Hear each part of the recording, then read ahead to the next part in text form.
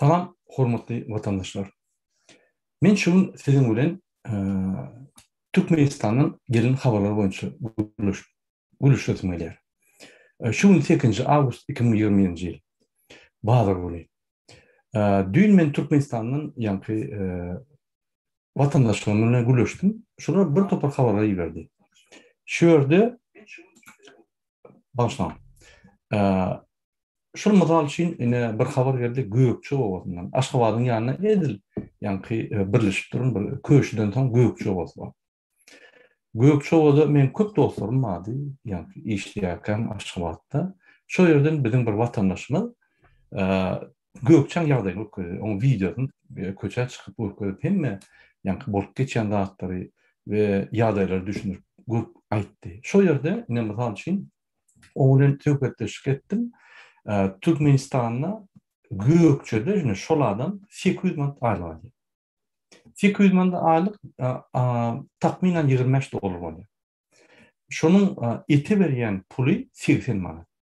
Bir kila et almak için şolardan 80 manat harç ediyor. Onun maşgalası var, çağırı var, işleyen yekördi.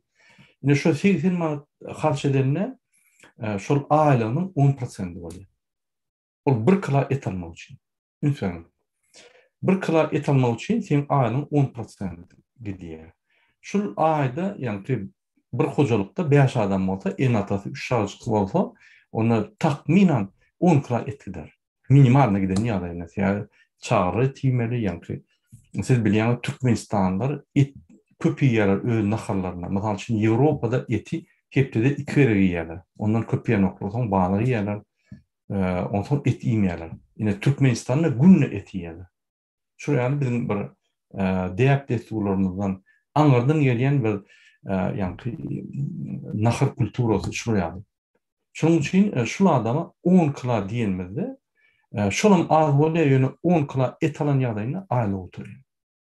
Hani on çörögi, yağı, meskesi, gandy, başga da hojalyk harytlary, mysal üçin kıyumu üçin paraşok diýdi, ol bul gidýär. Maşin sürýän bolsa, on benzin, tekerlerini çalışmak, çağıçyklar bar bolsa, o çağırlar çalyp götürýär, öýçüklerini almak. Näde ýa şol adam ýaşasyn? Men Türkmenistanyň prezidentine sorýan, inesiz bizim döwletimizi 14 ýyldan bäri dolandyryp gelýär. Häzir men öň küçükçilerden aýdandyr, täzeli alman Türkmenistan ýykyldy. Ýykyldy Türkmenistan. Ol emblemasy bar, giyimli bar, ol siz yani atlı beýleki diktatorlyk kabul edip bütün dünýäni allap ýören, ona hasar etme. O sizin ýagdaýyňyz ýykylanyň, siz soňky pullary oglap etýärsiň. Meni halkyň ýagdaýy ýykyldy. Hökümet ýykyldy. Ine size soru, siz 14 ýyllar bar üstünlük edip gelen zadyny ine şu.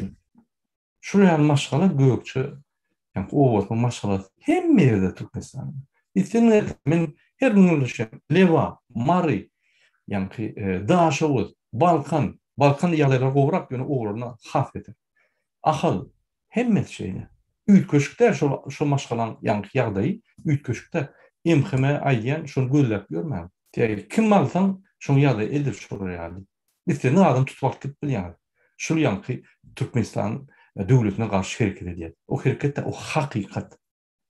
Yine soru Türkmenistan'ın prezidentine, siz 14 ýyllar işläp, gara dere batyp, muzika çalyp, gitar oýnap, velosiped sürüp, at çapyp, bayraklarda diňe birinji ýer alyp, ýykylyp, onda da maskara bolup, atam apassaner bolup galdy. Ondan başga rally bütün dünýäde kniga rekordy Guinness'e girdiňiz. Bir toparda gördüňiz. Diňe aýal maşgalan köýnegini dik görmediňiz, galynda dik gördiňiz. Siz özüňize milli lider diýdiňiz. Siz özüňize arkada goýduňiz. Şunu hemme datlary gözüňizde tutsaň, sizin galynan datlaryň diňe şular. Halkyň derejesini, hal maddi derejesini, halkyň ýagdaýyny, gowlaşmak boýunça ine şu gelen dağlar. Bizde 91-nji ýylda ine şundan gowdy ýagdaý. İslen wagty birini qardak bolýar, islen wagty aýlyň ýetýär, günüň bolýardy. O ýerde bu ýerde nowatlar bardy. ýöne bizim azatlığımız mady. Ine häzir kunna siz bizim hal maddi adamlar öldürdünüz. Siz hökümet öldürdünüz. Hökümet yok. Şunu adamlar bizim halkımız garypçylykda diýenim şu alýan aýlygy diňe 10 kıla etýet diýe. 5 tane adam bulan maşgalatyndan galan zatdyna ýetenek. Bular ya ogurluk etmeli, ya paraxorluk etmeli, ya watanyny satmaly. Başgaçy ýok. Şonuň üçin ine sizin üstünlükleriniz şol. Ol sizden öňe garandada ýa-ni alternatyw diýdi, ruhnama diýdi, bir topar halka alap öýüni altına sokdy, halkam altın asyryň daşyna goýdy. Siz bolsa milli lider diýip Türkmenistany ýykdyňyz. Indi diýmem arkada Türkmenmaşy milli lider. Şol at berdirmi? Siz Türkmenistany ýykýaňyz. Almaň şol atlary. Mümkin şol atda doga bardyr, ýa bir zat bardyr. Size haramzada diýsek, döwlet ýykylmaýar. Siz işläp başlaýaňyz. Siz Türkmenmaşy ýa arkada diýsek, döwlet ýykylýar. Men şoň ýa-ni logikasyny tap bilemem. Bolýa. Ýene gaýtyp gelelim Gökçeowasyna. Indi Gökçeowada hökümet ýok. Şo ýerde bir Azat we Kakajan diýip iksan haramzada bar. Sizin bajaňyzyň ogullary. İstenlik radyny diýär. İstenlik adam biznes alýar, ýerini alýar. Ol polisiýa bölüminiň işgärligi bolsa üstüne tüý kurup gelýär. Ine men hökümet ýok diýdim, ine şol. Üstüne tüý kurup gelýär. Olar kanun ýa konstitusiýa. Diýmek, Türkmenistanyň halky şoň içinden çykarylan bir tohumma, çüýrük tohum. Şo çüýrük tohum, beýleki gowy tohumlardan öňe ýokuryp, konstitusiýanyň üstüne goýdy. Ýegenler, dogonlar, ýa-ni olaryň oýnaşlary, Türkmenistanyň prezidenti, onun ýa-ni aýallary, bu zatlar bir kezzaplyk, bir haramzada zatlar. Ol Türkmenistanyň konstitusiýasynyň ýokurtyna galdyryldy. Men size sorum. Siz şu haramzadalygy, şol ýa-ni konstitusiýany düw içinden öz garnaşyňyzy konstitusiýadan ýokary goýmak üçin 14 ýylda şu netije berdiňiz. Inniki sizin maksadyňyz näme? Indi Türkmen halkynyň 70%-na daşna goýdyňyz. Türkmen halkynyň 70%-nyň işi goýdyňyz. Inniki maksatdyňyz näme? Inniki üstünlükliňiz näme? Biz Türkmen halky bolup biz näme garaşmaly? Men şonu soraýar. Ol Azat bilen Kakajan diýeni o adam maskara bolup ýa-ni adamlar talap gezip ýörler. Sizin garnaşyňyz her ýerde şol özüni şeýle atlaýar. Gyýdarda bolýar. Gören adamy urýar turan ýerine. O biz näme, biz malmy? Biz näme, Türkmen halky dämi? Ya bizim ata-babalarymyz uruşda bolup şu bizim döwletimizi saklap gelmedilermi? Näçe siz ýolbaşçy bolup özüňizi belläp, onam hususlaşdyryp ömürlük goýup, näçe Türkmenistany hususlaşdyrdyňyz tohum bilen. Näme kanun bolup, indi kanun üstünde tans edýäňiz. Ya Türkmen halky ýok diýip pikir edýäňiz. Indi şu ýaly soralar bar. Olar jogap elbetde siz berilmediňiz. Ýöne bir gowy zady belläp geçmeli. Ine men öňkü çykyşlarymda aýtdym, Türkmenistan suň çözüp bolsaň täjik sana gepleşip geçirip täjik Özbekistana giýen ýerine, ýa-ni şoçuklar bar, kontrol edip, Özbekistanyň çykýan ýerine şoçuklar bar, onu kontrol edip, hemme döwletler kubametrlaryny ýa-ni paýlaşyp bolmaly. Siz şu ýerde şu meseleni çözmediniz, Türkmenistany çözmezsiniz diýip aýdypdym. Men o meseleni çözýärdim. Gazak hökümeti bilen. Biz kontrol edýär. Şonu Gazanyň ýa-ni Şymkent oblasti Gızalarda da hemme üçünçülük bolýar. Şöyle üçünçülük görmesem, şöyle kolhozçylyk galyp ýabakly ýa-ni hökümet alýar. Şonu çözdük şöyle. Size maslahat berdim. Siz şu maslahaty gulak asyp, ýa-ni Orta Aziýanyň prezidentine çağırıp şu meseleni çözdiňiz. Ol bir gowda. Bir ahir dinleýäňiz bir gowda. İkinji gowda siz köçelere başladyňyz. Ýolary. Ol bir gowda. Indi öz tohumyňdan, ýa-ni Azat diýdi, Kakajan diýdi bir biheppe, özüne orunmayan, medeni taýdan, moral taýdan iň pes owan adamlardan bir ýerine goýsaňyz, o bolar. Ine şul haýyş beýle göýükçän ýaşaýjylaryň haýyşy.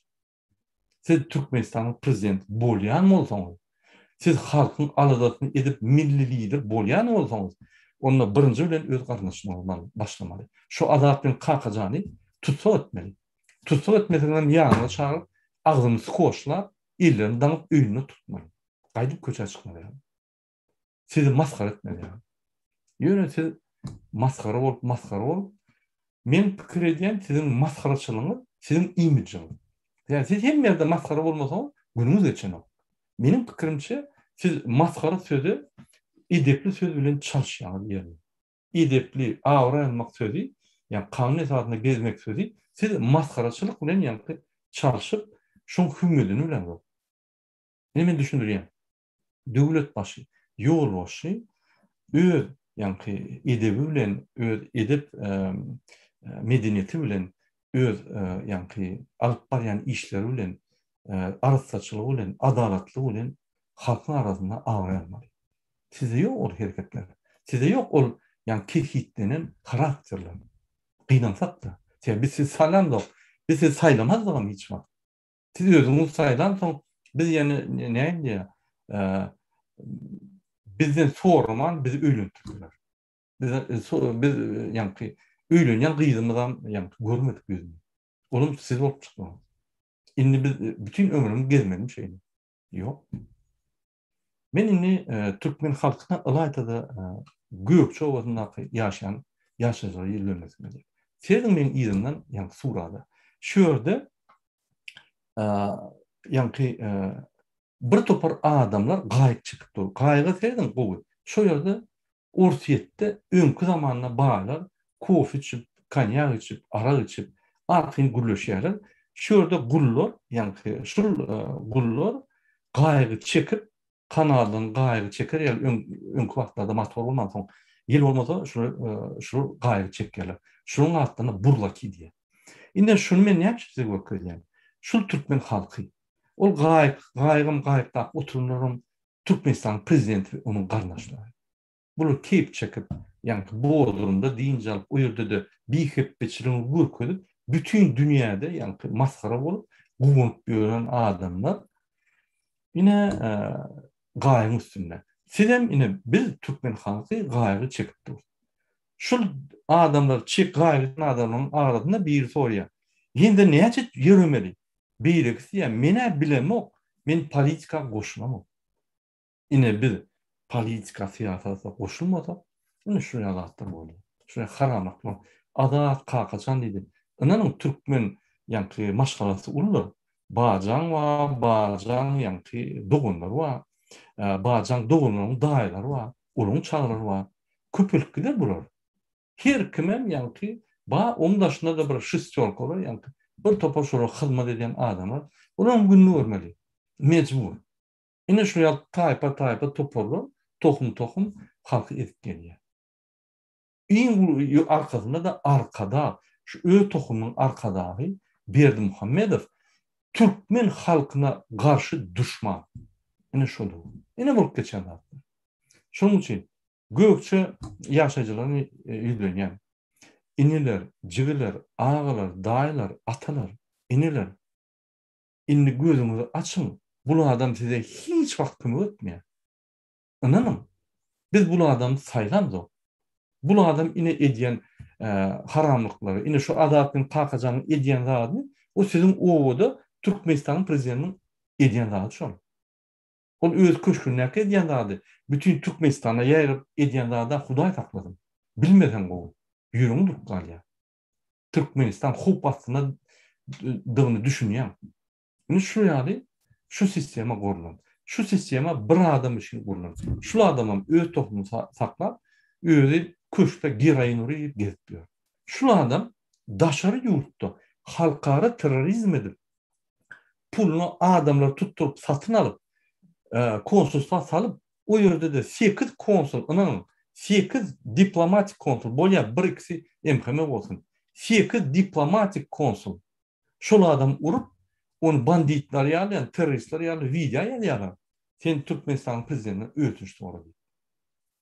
Bu halkara terörizm diýen.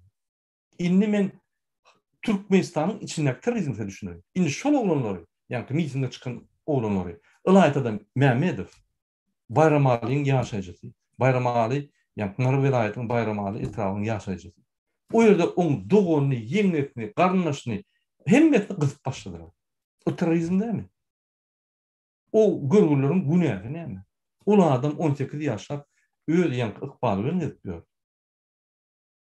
Bu olsa öz itlerini yank emkeme güçlüklerini ılgadıp şöyle buluruz ya. O terörizm değil mi?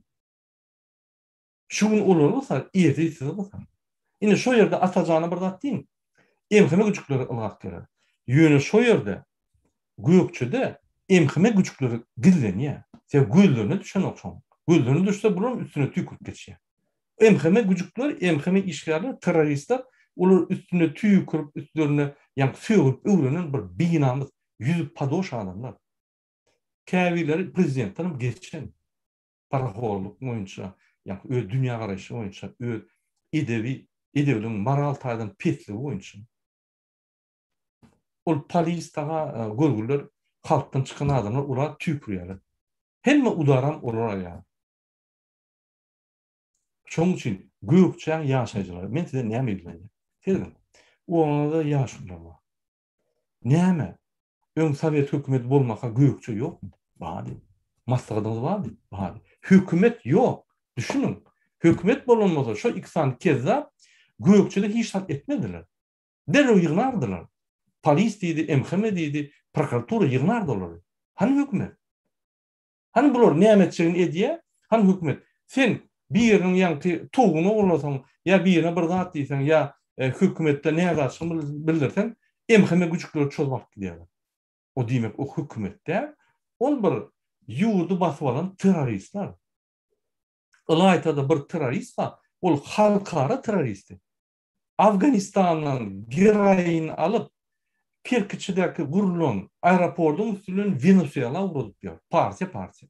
Ondan o size kömek etjek bolup, ýanky giýjegini edip, ýanky asyrly, akylly hereketler edip, ýolbaşçylar bilen töwükleri öýläp, işläp, Türkmenistana gelýän büdjetini halkyň atçyot berip, ulayan adamlar. Şonuň üçin garaşýar.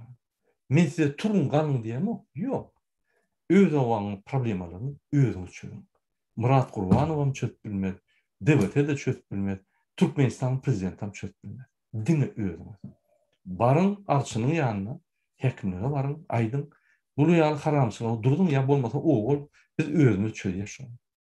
Çöz. Men size uruşun diýemok. Ýok, kanunlar var çözmek. Hemmäňiz üýüşüp ardaýalyň prokuratura. Prokuratura ılgar, inanın. O 2 tane adam ýatsa ılgamaz, 5 tane adam ýatsa. Ýöne hemmäňiz ýatsaňyz, bular gorkarlar, şular galaýta başga olarak bilýär. Prezident özü ılgak geler. Şoň üçin ine kanun hereketler şeýle. Prezidente ýazanyň bilen tok ýok, ol özü haramlady. Şonuň arkasynda duran şol bolansoň, şular hökümeti priznawat eden ol. Ine şu ýaly bolup geçýär. Men diýjek bolýanlarym, ine şu ýaly şu ýegenleriň tohumynyň bar ýerlerine hem ogurlar şunu. Şoň üçin haçanlar biz ine ahallar, göktepeler diýenmezde akıllı adamlar közekler. Göktepeler şu. Diňe şu ýanky bazı terapi, tohum terapi, serdaryň bazı tohum terapi, serdaryň ýan gaýyn terapi, bular näme diýsem? Bir owaň baýlary ýaly Türkmenistanyň baýlary. Galanlar hiç kim. Hökümet aý ýanky daşyndan bir adam gelende hökümet bolup gelýär, ine hökümet prezident çykyp bir nimeden bir näýligen orta käme söp pornografiýa diýär. Ýanky ýalan surat. Ýalan surat edýärler Türkmenistanyň okýar hökümeti. Hökümete seredime bular. Bu kille alıp bilen o hökümetde bular gurulur. Onun atları minister transport guly, minister MHM guly, minister polis guly, minister ýa tekstil guly, minister nebit gaz guly. Ine o gullar. Ol ýanky ol baýyň ýüzüne serdi bilen o. Ondan bu adamlardan näme isleýär?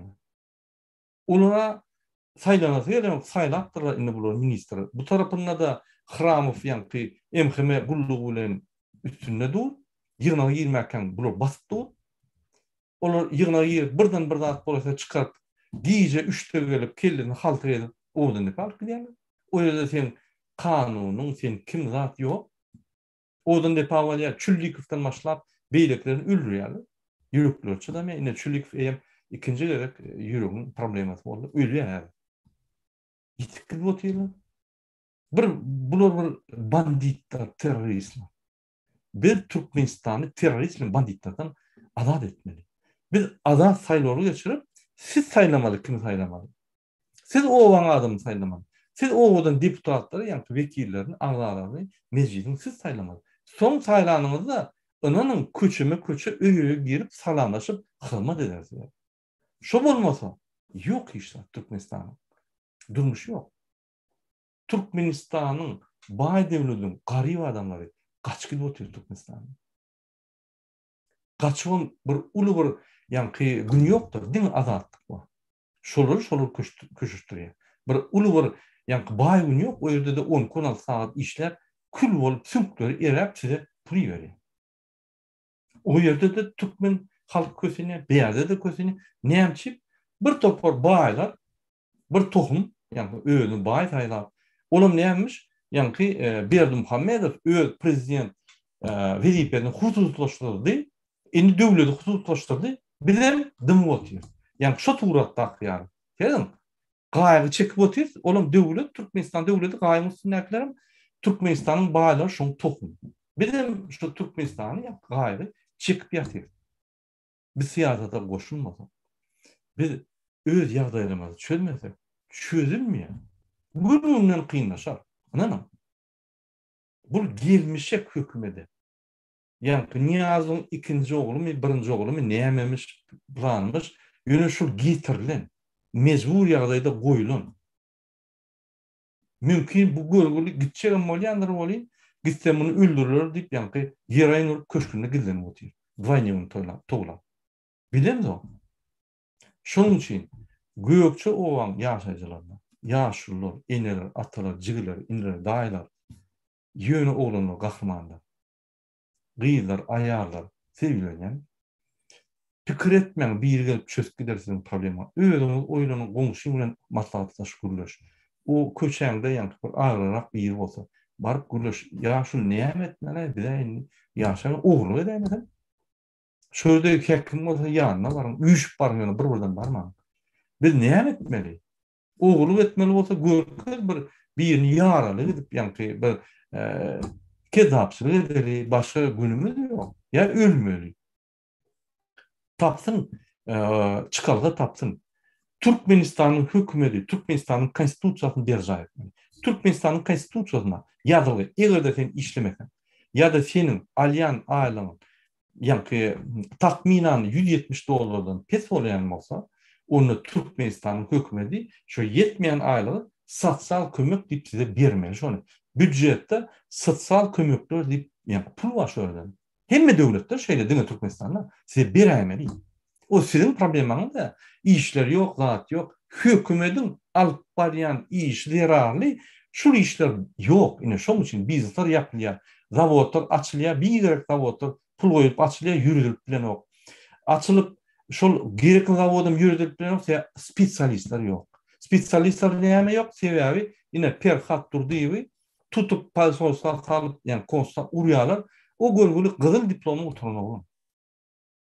İdepli, payhatlı, güçlü. Şuryalı adamlar köp tutuyorlar. Pol yapıyorlar. Adamlar seyretmiyorlar. Ortaça Türk'ün yani en atalarına seyretmiyorlar. Giyece günü yani yerdeminle pasudu yapıyorlar. İnjinerler, filologlar, tarihçiler. Bir topar akıllı adamlar. Bizim içimizdeki akıllı, üne sürüp bilecek Türkmenistan'ın adamları kudurdu, gittiler. Onlar aktif. Kim kaldı? Kim bilimleri pesirek mümkünçülük bolmadık ya da doğun kardeşi için gidilen ok, çağırı için gidilen ok, ne şol adamlar kaldı. Şunun için biz şunu yani. Biz bir yerimde kullandık. Birine bir zat olsa, buna yaptı deyip çekilip oturuyor Türkmençiliğimiz. Yine şu bizim Türkmençiliğimiz dedik ya. Ne şu bizim Türkmençiliğimiz şu real fırsatlarda bizi iyi getiriyor. Türkmençilik dursun, deyip desturunu hormat toymalı. Bizim arkamız, ata-babalarımız ulu hormat toymalı. Yönü şunku günne biz öz borcunu yerine getirmeliyiz. Näme çip şuraya zat bolýar? Näme esasında? Biz şonu dur diýmeli. Ine köçede var ýakan biri bir ayal maşalany ursa sen diýen, "Ey, inim, agam, daim, näme diýen sen? Gaýrat etdi bir başgaça sözüş, öldürme onu diýip aýdýan." Ine şuraya Türkmen hökümeti halk edip dur. Näme çip biz aýdandy. Şonun birden sebebi bize şu 30 ýylda öwrükdiler. Şonu aýdaýmagyň, ol politika goşulaýmagyň, sen oppositsioner, sen o oppositsioner ine men oppositsioner. Menin programamma men DBT hareketinin lideri, aktivist var. Şu yerde programa var. Şu programada yani maksatlar yazılı. Şu programını geçirmek için ine men hareketler edýän, men halka düşündürüşe ine men oppositsioner. Siz kaçanlar öz haklarınızı almanıza. Siz yaşayıcı oluyor. Politika hiç dahlınız yok. Arası yaşayıcı, arası öz hakkınızı yani ki oturup dile berca edip yören adamlar oluyor. Siz yani ki niye el kırat kalasan politik et olmayasın? Birinci sorulu tutulyanı hiç tak bilen yok politikada. Nereden politik oluyor? Ol bir etin olin oğutunun bir küçük girnecemiz Ursça bilen o. Onu yani Balkandan biri var. Sen Amerikan agenti diye vaziyet yani neymiş? Ol öz şikayetler aydı. O görgülü Amerikança bir söz bilen o. Hello diysen ne mi bilen o. Amerikan nerede yerleşen bilen o. O yerde Amerikan pasaportu ömrüne bak görün o. On etin olin bardığını bilen o. O ne ol Amerikansk agent oluyor. Emhemin şerti de maskara olup üstünüzden güllür inni adamları siz hakiki teröristliğini görkezin. Şurayali ne sen oppositsioner bolýan, yani ne sen siyasata goşulýan, kaçsanla sen barıp üýüşüp halk bilen o biz ugurluk edelmi, adam öldürelmi, adam talalmy, ya näme edeli diýip baranyňda o ne sen oppositsioner bolýan. Sen aşyk aýdymyň? Ýa-ni dormy? Şoň üçin gökçe etrafın göçke olan yaşayıcılarını sevgilönyen özünüz pikir edin. Men size köçe çıkın diyemem. Size gerekken olsun. Çıkma. Oturun kızın. Yok. Şu Burvanov ay köp zady alýan şu yerde bir dograk aýa öýgenlik pikir etseniz çıkın öňe. Hakla. Öz yaşayışyňyzy guruşdyryň. Çağrymda bir çöre galmany pul tapyň. Onu yani o yerde beş işte işler, o yerden oğurluk, o yerde tarafol, o näde oluyor? Bir günden bir gün tutulursun. Bir günden bir gün narkotik satmalı olursun, yani kriminal olursun. O näde oluyor? Seninle günah yok, sen işlemeli, iş hakkın daşınakı geçen produktlara yetmeli. Yine şol, hükümetin kuruluşu şol, iktisadi kuruluşu. Yine şu kuruluşu, yürüyte Ministerstvo iktisadiyeti var, yürüyte Maliye Ministerliği var, yürüyte İnstitut Stratejik Planирования var, yürüyte Prezidentlik Kurulukları var, yürüyte Pudoklu Ministerliği var, yürüyte Statistika var, İnstitut Statistik. Yani hem medatlar hataptan ediyor, yürüyte meclis var, şunu öğrenen mecliste yani kanunları çıkarıp şu da hatta bulur yani yürüyte kurulukları var, yürüyte Adalet Ministerliği var, şunu seyreder yani, yürüyte prokuratura var, şuraya adaletli kan kazan bulmaz yani. Yürüte emhemet gulluğu var. Şuraya bir tohum Türkmenistan'ı basıp almadı yani. Hanı olattı? Ne şunun yani hükümet yok. Men şunu bir sadarak siz düşünürecek olan hurmatlı vatandaşlar. Şunu hatta bulmazsam benim geleceğiniz yok. Men sizi bir käbiler diye oğudat yani adamlar. Men oğuda atamam. Men sizin yağdayınızı görüp ağlasın beni. Näçe bizim halkımız bütün dünya görümde ikinci yerde şu yani erwet yaşayış hükmünde. Türkmenistan yaşayan devlet bolmadı. Näçe? Bizim günahımız şu. Yok. Bizim bir günahımız var. Dumut.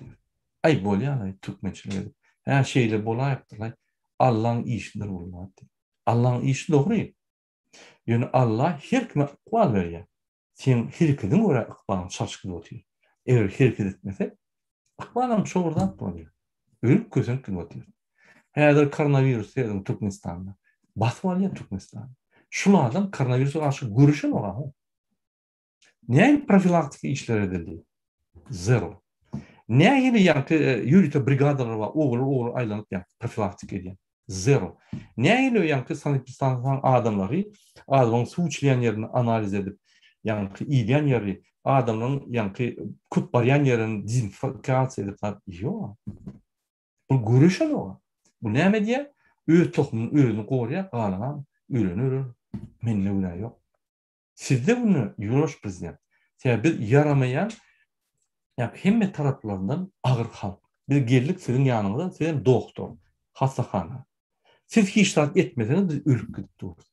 Ya da siz doktor deyip gidin başka bir güçlü doktor sayılalı. Şunu bizi berja edip bizi leşid etsin.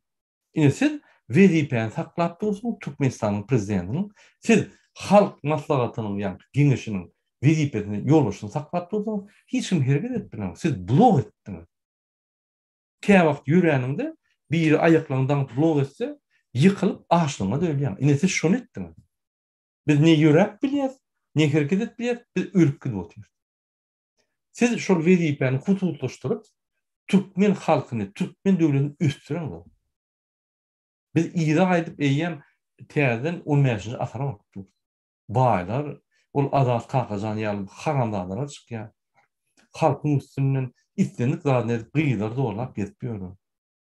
Ailenin biznesini al, mağazayına girip yarıp, yerler al, itlendik zaten yani. Şöyle hüküm. Mümkün bir hekimin yanına barmalılar, polisin yanına barmalılar, emhimin yanına barmalılar. Mümkün bir şu kezzapların yanına var, bizim yadayımada kömek et deyip barmalılar. Eğer şu olayan olsa, onda bu ne hilde olur? Devletmiş şu. Hekim var mı? Kanunlar hüküm sürüyor mu? Yok. Bu bir bandit devleti. Yollaşır olma bir terörist. Yine ben şunu size aytacak olayım. Şu yapılışımda sebebi köp maglumatlara geldi şu boyunca. İndiki men sözü bir koronavirus meselesi boyunca Türkmenistan'ın ýagdaýy boyunca, epidemiologik ýagdaýy boyunca gürleşik bolýan. Köp ýerlerden habar gelýär. Koronavirus güýçlenýär. Maşgala ýykylyp bolýar. Maşgalada 3-4 adam ölüp gidip. Berdi Muhammedow size kömek etmez. Siz inni koronavirusdan gutulmak üçin birinji bilen iýmitiňiz gowy bolmaly. Sebäbi iýmitiňiz gowy bolanda immunitetiňiz güýçli bolýar. Immunitetiňiz güýçli bolanda şu kadar ýeňip bilýär. Sizin aýlyňyz we iýmitiňiz gowdar. Sizin alýan produktlaryňyň içine zäherli pestisitler köp. Hilipes. Olum üst-üstüne bolýar sizin immunitetiňizi galdyrman, bedeninizi güýçlendirme tesir edýär. Şoň üçin adamlar ýeňden koronavirus. Köp adam ölüp gidýär. Oň daşyndan birinji profilaktika etmeli zatlary, hastahanada lukmanlar brigada oğul aýlanyp düşündirmeli, düşündürüş işleri geçirmeli. Videoda Türkmen yalan vatan habarlarında programmadyna şolary düşündirmeli.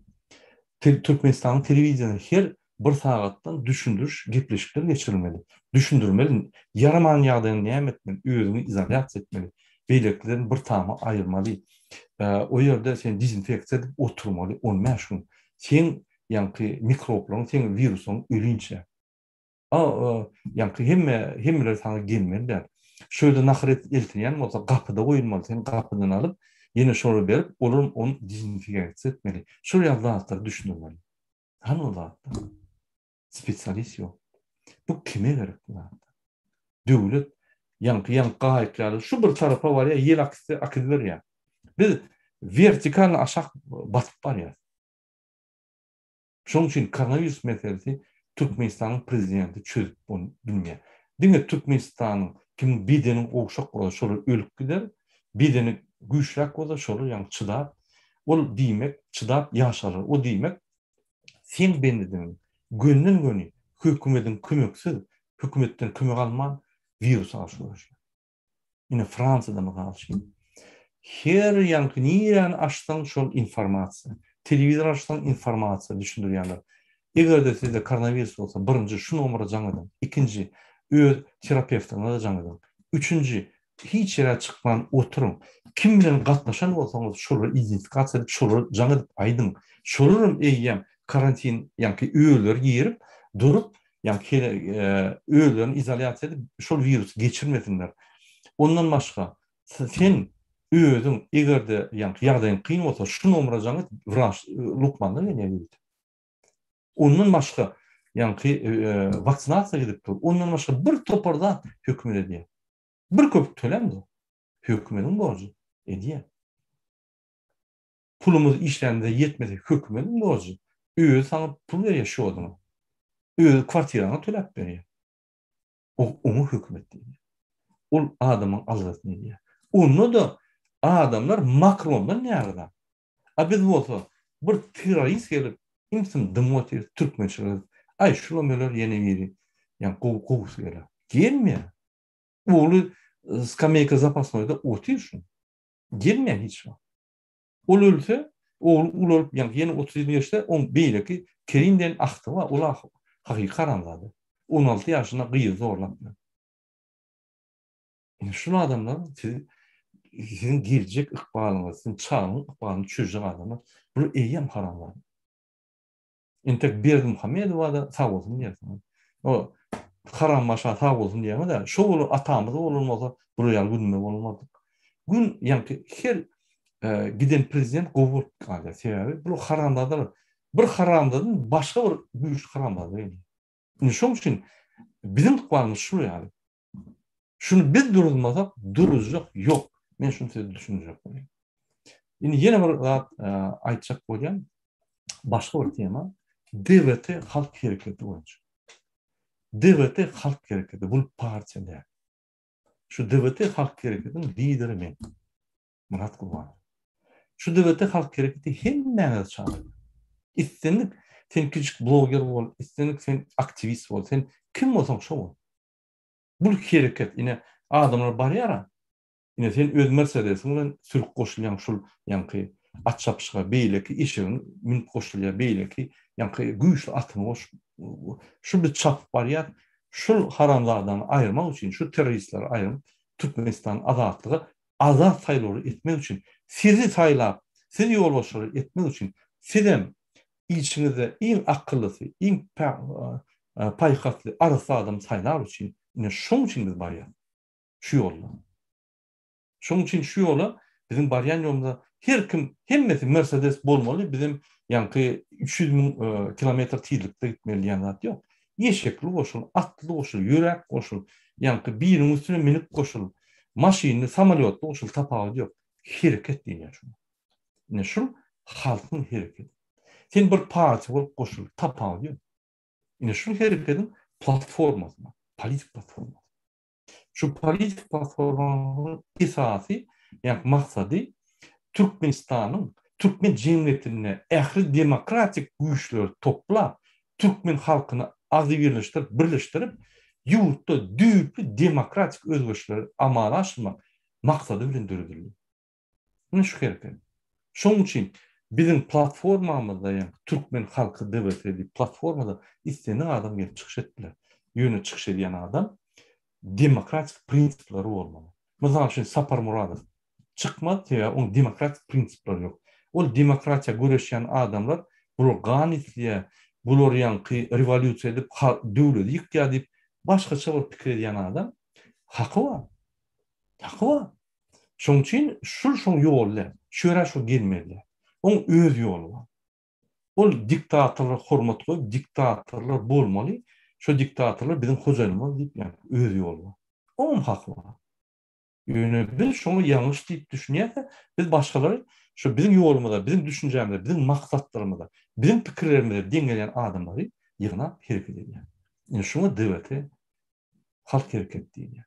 Şoň üçin şu platformada istenen adam boşlar, aýalylar hereketi, ýa-ki ýaşlar hereketi, beýleki gruppalar, daýhanlar, beýleki hemmesi goşup biler. Biz barýar. Şu aýalylar hereketi öňütdimi? Öňütün bir ýygyna gider. Şu ýollar bizim alyp barýan ul ýolumyzda öňe düşýärmi? Biz mejbur ýygyna gitmek. Men lider hökmüne öňe düşýärmi? Siz mezbur ýerden gitmek. Sebäbi siz meni ýerden şu ýolda bar ýa-da. Ya bir aktivist gahrmançylyk ine perha durdyp, gahrmançylyk bolýup öňe çykdymy? Akylly paýhasy bir ýerden biler. Şol ýaly. Ne siz düşündürüşüm, şol DVT platforma, şunu ulanyň gel. Men öz kanalyma Murat Gurbanow kanaly YouTube'da o yani nime desem ýadan şoňa men köp çykyşlarymı indi şonu goýýan. Türkmen halky DVT'de men köp çykyş etmem sebäbi beýlikle ýol bolmaly. Halkdan ýeren videolar goýmaly, beýlikle çykyş etmeli, hemmeler çykyş etmeli. Diňemen. Şoň üçin men çykyşlarymı Türkmen halky DVT'de ağlarlarla esas men çykyşlarym Murat Gurbanow kanalyna bol. Ýazyn, görün, kommentariýa ýazyn, men tanqid edin. Siziň hemme pikirlerinizi men serdip, görüp, ýa-ni öz gerek zatlarymy alan, gerekmejek zatlarymy ýa-ni ýene-de bir analiz edip görün. Ýene bir zat aýtjak bolýan, hormatly watandaşlar. Türkmenistan döwleti çukura batyp barýar.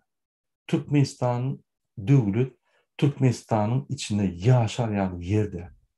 Bütün dünyada iki yer var. Yaşar ýaly ýerler. Demokratik Koreya ve Türkmenistan. Afrika ýurtlaryna men bak görýän ýa-ni yaşar ýaly. Ine bäzin Zimbabwe diýdi, Kamerun diýdi, ýa-ni Kongo, bir topar döwletden adamlar var men soruşdyp görýän. Aýlyklar $100 ýokary. Bizde $25. Baý döwletde aýlyklar $25. O döwletde zat ýok, suw ýok. $100 ýokary. Normal ýaşaýar. Suwum tapdylar, hemme adam tapdylar. Bütün dünyada kömek edýär. Näçe Türkmenistany bütün dünýä gül ýaly kartinka, ýani pochtowy kartinka edýär, poçta bardan kartinkalar satylýar. Ýani şäherler. Ine şuraya kartinka pochtowy edýärler de hakykaty gizle. Hakykatdan biz ýani kanalizasiýanyň içinde ýaşapdyk. Näçe? Ol prezident günäse.